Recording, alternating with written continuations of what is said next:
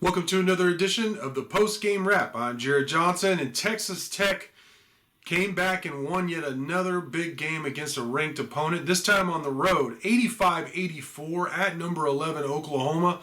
The Red Raiders trailed by 8 points in the final 8 minutes, came roaring back, hit some clutch free throws there at the end, got enough stops, and pulled out another big victory. Red Raiders are still alone atop the Big 12 at 5-1 in the conference. That's by far and away the best conference in America. And Texas Tech has picked up back-to-back wins against ranked opponents.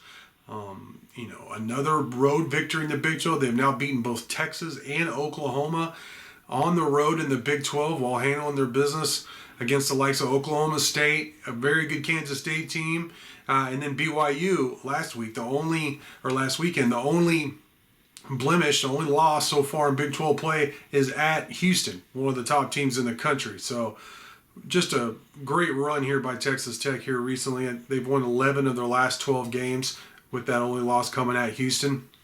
So Texas Tech is really just playing terrific basketball. They've been tough. They've been resilient. And that's, to me, that's the biggest key, is just the resiliency. And it's been a different guy almost every game. In the last game against BYU, Pop Isaacs, who's been terrific, especially in Big 12 play, was the story with the career-high 32 points, big second half in that game, as Texas Tech was able to overcome a 16-point halftime deficit. This Saturday against Oklahoma, at number 11 Oklahoma, it was Chance McMillan coming off the bench to score a career-high 27 points. He made 6 of his 8 three-point attempts and grabbed 8 rebounds. Just a career best, one of the top games, I'm sure, in his career overall for Chance McMillan. 27 points, 8 rebounds. But Pop was good. Again, 18 points, including 9 of 10 from the free throw line. He made 4 clutch free throws in the final seconds of the game to help seal that victory. He also had 4 assists. He had some nice assists there. I really liked also the way he played off the way Oklahoma was overplaying him. They were playing him really high up the court in terms of trying to keep the ball out of his hands. He took advantage of some backdoor cuts for some easy layups in the second half. That was really nice to see. He also ran the floor well. Joe Toussaint is not playing. He's not shooting as well from deep as he was earlier in the season, but he did have 14 points, 6 assists and 4 steals. So a good game. He led both the team in both assists and steals with 6 and 4 respectively. So, and he also made 3 of 4 free throws down the stretch in the final minute and a half. So Joe T was clutch as usual.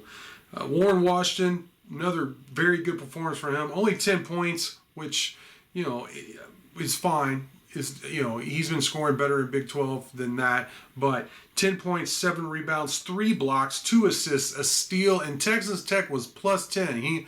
I may have been the top in the game. He definitely was the top for Texas Tech. The Red Raiders were, with the plus-minus stat there, they were plus 10 with Warren Washington on the court, so that gives you an idea of his impact.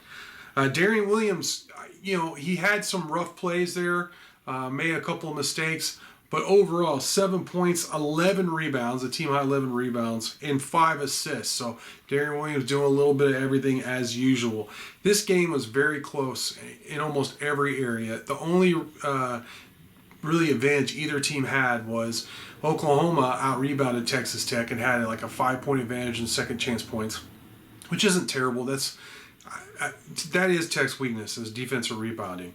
They're a little smaller. With Devin Cambridge being injured, lost for the season.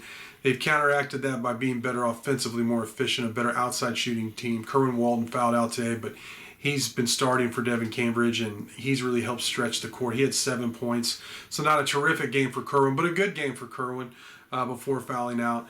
But Tech has been very efficient shooting compared to recent years, especially, and I think they're the top free throw shooting team in the Big 12. If not the top, then they're right up there.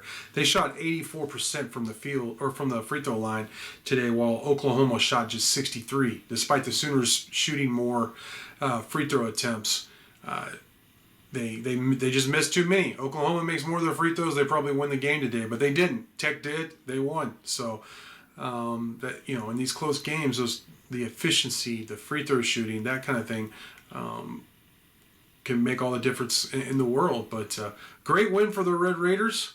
Again, 85-84 at number 11 Oklahoma. Texas Tech is alone atop the Big 12 at 5-1. They stay on the road with their next game on Tuesday. They play at TCU 6 p.m. Central, and TCU is another very good team. They're a tournament team. I don't know if they're ranked, but they could be. Very good team. That's going to be a tough game. The Red Raiders want to stay up there in the standings and really be competitive over the second half of Big 12 play. This is the type of game that's going to be very difficult that they're going to have to win. But should be exciting. I can't wait for it. Thank you for watching, and until next time.